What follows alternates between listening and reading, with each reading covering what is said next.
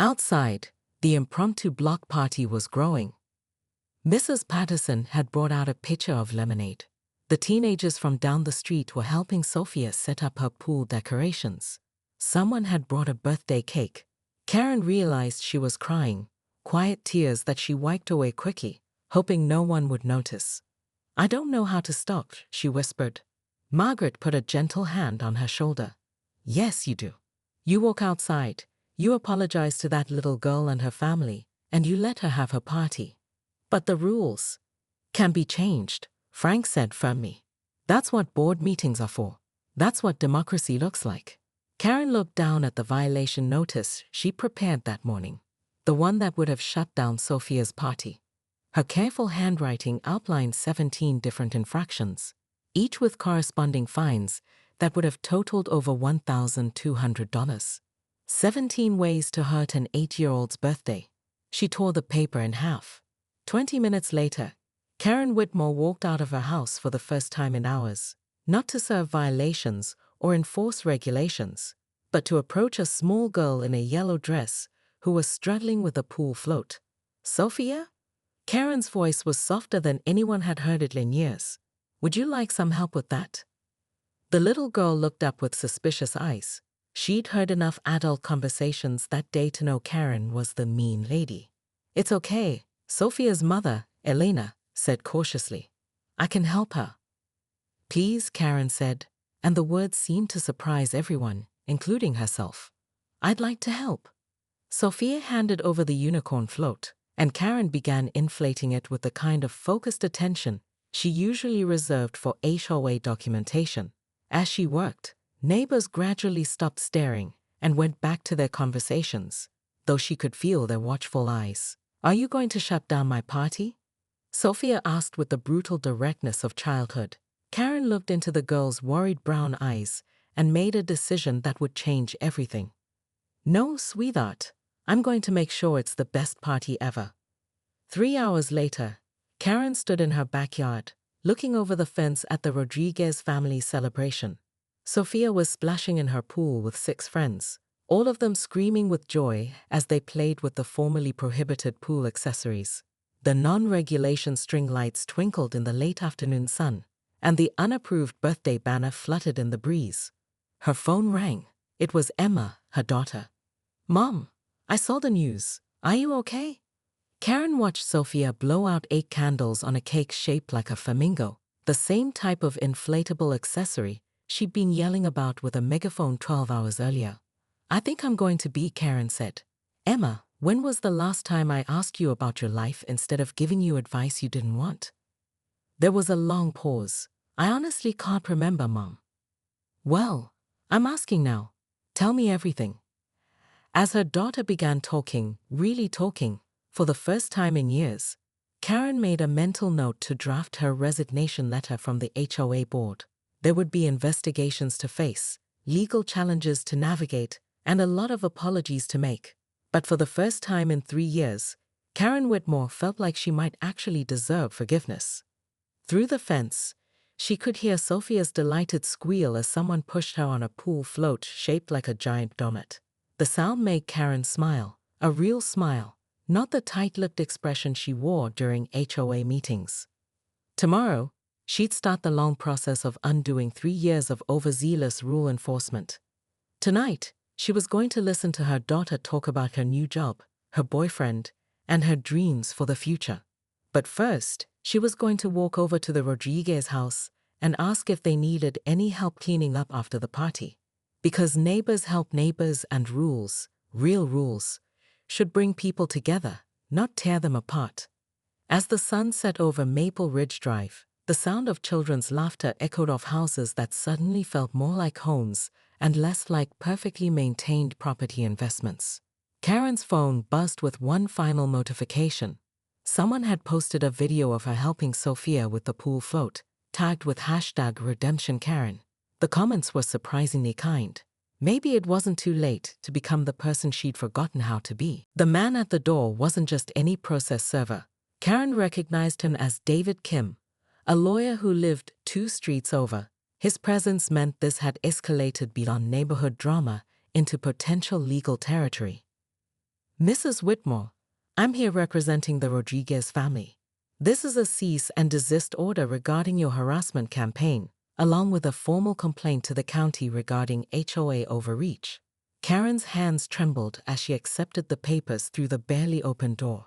Behind David, the crowd had organized itself into what looked suspiciously like a block party. Someone had brought a portable speaker. Another neighbor was setting up a folding table with drinks, and she could see children running around with pool noodles, the same type of non-regulation pool accessories that had started this whole mess. "This is ridiculous," she muttered, scanning the legal documents. "I'm enforcing legitimate covenants that every resident agreed to." "Karen," David's voice was patient but firm, "I've reviewed your enforcement patterns over the past 3 years. You've issued 847 violation notices to 63 different households. The average HOA board issues maybe 20 to 30 notices per year for genuine problems. You're averaging over 280. The number hit her like cold water. She'd never actually calculated her total enforcement actions. "I'm thorough," she said weakly. "You're targeting people," David replied, "particularly families with children, elderly residents, and anyone who's ever questioned your authority. This isn't about community standards, it's about power." Through her window, Karen watched Sofia Rodriguez emerge from her house, wearing a bright yellow birthday dress and a confused expression. The little girl looked around at all the adults gathered in her front yard, clearly not understanding why her birthday had become a neighborhood spectacle. Margaret stepped up behind Karen. "She's right there, Karen. Look at her." "Really look." Karen did look. Sophia was 8 years old, with pigtails and gap-toothed smile, clutching a pool float shaped like a unicorn. She was trying to blow up the float by herself, her small cheeks puffing with effort. For a moment, Karen saw her own daughter Emma at that age, struggling with pool toys in the backyard of their old house. The house she'd lost in the divorce, the house where she'd been happy before everything fell apart. "I was protecting property values," Karen said, but her voice lacked conviction. "Whose property values?" Frank had joined them at the door. "Karen, 3 families have already put their houses up for sale because they can't deal with your constant violations. The Johnsons moved last month specifically to get away from you." Karen's phone buzzed with notifications. The Twitter hashtag had evolved. #PoolPartyKaren was trending nationwide, with people sharing their own HOA horror stories. A national news outlet had picked up the story. Someone had created a GoFundMe for Sophia's birthday party that had already raised $3,000. But it was the email from the county commissioner that made her stomach drop. "Mrs. Whitmore, due to multiple complaints regarding potential HOA abuse, the county is launching a formal investigation into the Maple Ridge HOA's enforcement practices. Please retain all records and documentation for review. A hearing has been scheduled for next Friday at 2 p.m. "Karen." Bob's voice was gentle. "My wife wants to know if you'd like to come over for dinner tonight. She's worried about you." The kindness in his voice nearly broke her. When was the last time someone had invited her anywhere? When was the last time she'd had a conversation that wasn't about violations or regulations? Karen stared at her ringing phone like it was a live grenade. Miguel Rodriguez never called her directly. All HOA communications went through official channels, as per her own regulations. "Answer it," Margaret urged. Karen declined the call and immediately began typing a group email to all Maple Ridge residents. Her fingers flew across the keyboard with practiced efficiency. "Sub-GCT. Emergency HOA enforcement erklärung. Community Safety Alert. Dear residents, due to multiple ongoing violations at 1251 Maple Ridge Drive, immediate enforcement action is being taken to protect our community standards and property values. Please be advised that unauthorized gatherings may result in—" "Karen, stop." Frank's voice was sharper than she'd ever heard it. "Look outside." Through her perfectly clean bay window, Karen could see neighbors emerging from their houses. Not just 1 or 2, dozens of them, gathering in small clusters on the sidewalk, all looking toward either her house or the Rodriguez home. The news van had been joined by a second vehicle, This one from the local newspaper. How did the media find out so fast? Bob asked. Karen's email alert chimed. Someone had replied all to her emergency notice. Then another chime. And another. Her inbox began flooding with responses. This is ridiculous. Let the kid have her party. Sarah Kim. 1239 Maple Ridge. Karen's gone too far this time. David Wright. 1243 Maple Ridge. We're supporting the Rodriguez family. This is harassment. Jennifer Patel. 1255 Maple Ridge. Karen's face flushed red as she scrolled through message after message. In 3 years as HOA president, she'd never seen this kind of organized opposition to her enforcement actions. Her doorbell rang. Through the peephole, she could see Miguel Rodriguez standing on her porch, still in his work clothes. Behind him, gathered on the sidewalk, were at least 20 neighbors. Some held signs hastily made from cardboard and markers. Late Sophia have her party and KDS B4 RULEs. Karen opened the door, but kept the chain lock engaged.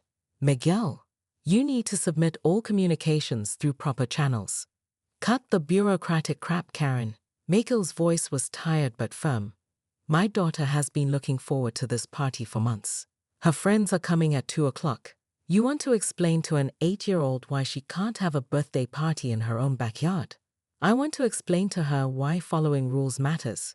Karen shot back. Why we can't just do whatever we want without considering our neighbors. Which neighbors? Miguel gestured to the crowd behind him. Because I'm looking at about half the street right here, and they all seem pretty supportive of one little girl's happiness. Karen's phone rang again. This time it was a number she didn't recognize. Mrs. Whitmore? This is Jessica Chen from Channel 7 News. We're here covering the story about the HOA shutting down a child's birthday party. Would you like to make a statement? Through the window, Karen could see the reporter holding a microphone, camera trained on her front door. The crowd of neighbors had grown larger, and someone had brought folding chairs. No comment, Karen said quickly, and hung up. Karen! Margaret's voice was gentle but urgent from behind her. You need to end this. Now, before it gets worse. Karen felt a strange sensation in her chest, something between panic and rage. This wasn't how it was supposed to go. She'd built a system, a set of rules that worked. Property values were up. The neighborhood looked pristine. Everyone knew exactly what was expected of them. So why did she suddenly feel like the villain in everyone else's story? She opened the door wider, still keeping the chain in place.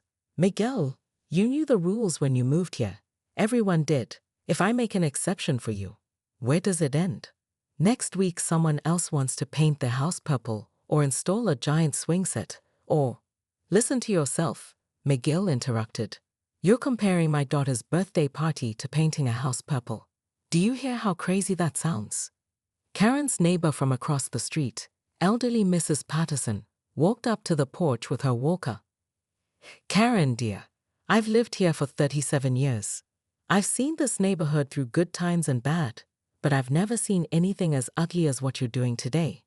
The words hit Karen like a physical blow. Mrs. Patterson had always been supportive of HOA initiatives. She'd voted for Karen in every election. Mrs. Patterson, you don't understand the bigger picture. I understand that there's a little girl inside that house who's probably crying right now because the mean lady from down the street wants to ruin her special day. Mrs. Patterson's voice carried clearly, and several neighbors nodded in agreement. Karen's phone buzzed with a text from her sister in Portland. Karen, you're trending on Twitter. #LetSophiaParty. What the hell is going on? Trending on Twitter. The story had gone beyond their small neighborhood, beyond their city. Karen frantically opened her Twitter app and searched the hashtag. Hundreds of tweets, most showing support for the Rodriguez family. Screenshots of her HOA violation notices. Memes calling her Pool Party Karen. Her hands shook as she scrolled through tweet after tweet mocking her, calling her petty, demanding she leave the family alone. Someone had found her LinkedIn profile and posted it with the caption, "This is what happens when you give a Karen a clipboard." I need to think, she announced to no one in particular, closing the door firmly. The 3 remaining board members stared at her as she paced her living room like a caged animal. "Karen, you have to call this off," Frank said. "It's spiraling out of control." "I don't have to do anything," Karen snapped. "I'm following the procedures we all agreed to. The procedures that have kept this neighborhood perfect." Margaret stood up, her usual quiet demeanor replaced by something harder. "Karen, perfectionism is just control wearing a fancy dress. And control is just fear pretending to be strong." The words hung in the air. Outside, Karen could hear the crowd growing louder, more festive. Someone had started playing music, definitely exceeding the noise ordinance levels. Her phone rang again. This time the caller ID showed her ex-husband's number.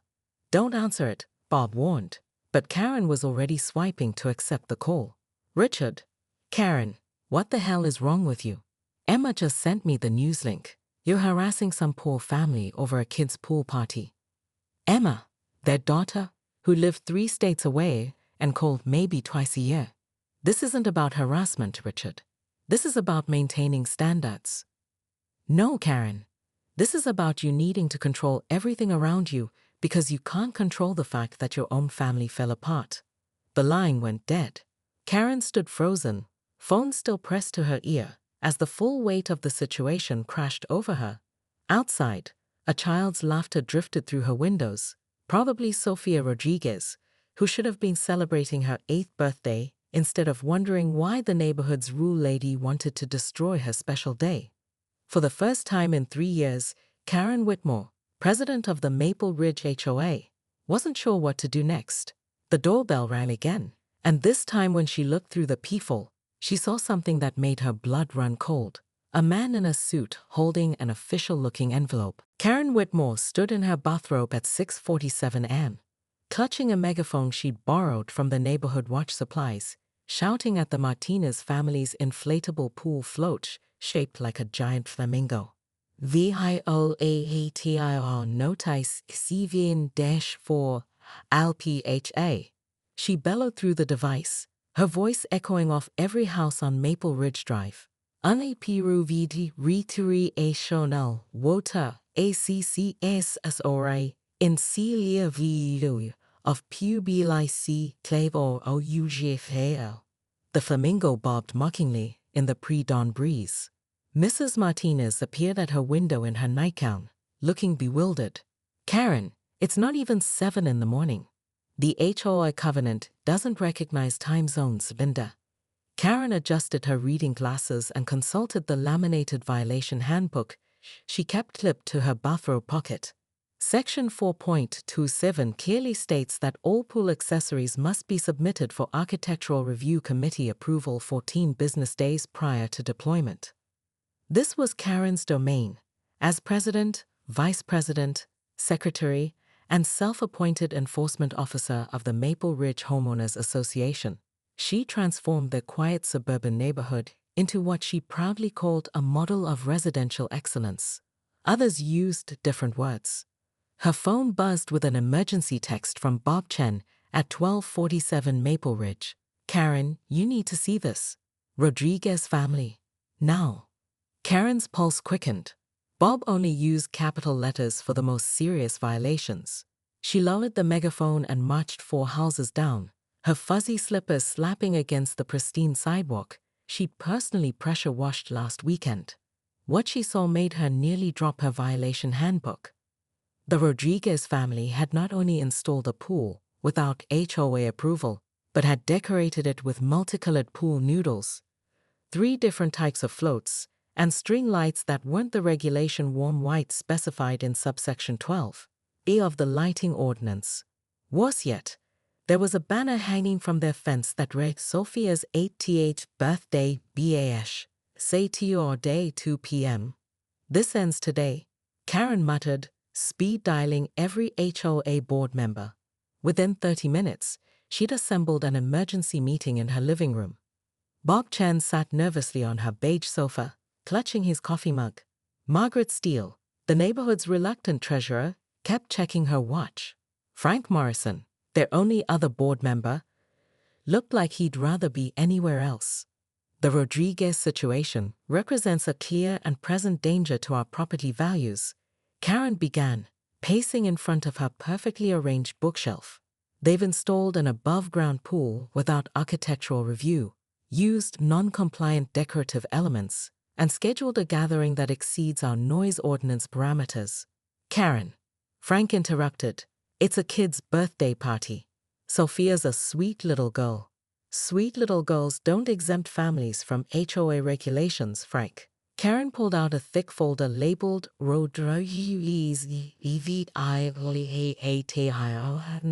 ongoing. This is their 14th infraction this year.